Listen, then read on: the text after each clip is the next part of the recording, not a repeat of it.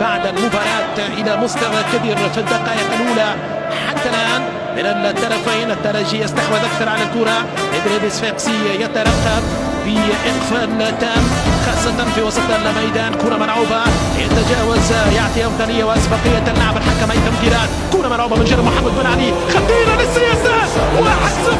1-0 حلال العقد من غيره أسامة بوقرة الفانتاستيك يسجل أول أهداف الكلاسيكو والقمة التونسية. بوقا أسامة بوقرة، أسامة يسجل أول هدف في هذه المباراة بعد مرور ربع ساعة من الانطلاق.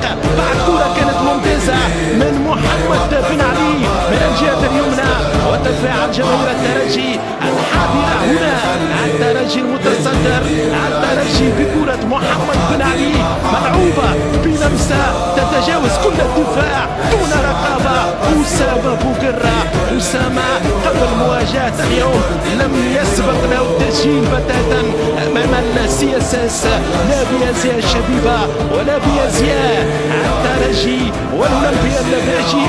أسامة بوقرة يكمل أهدافه في مرمى كل المنافسين وكل الخصوم، خاصة الأسماء الكبيرة.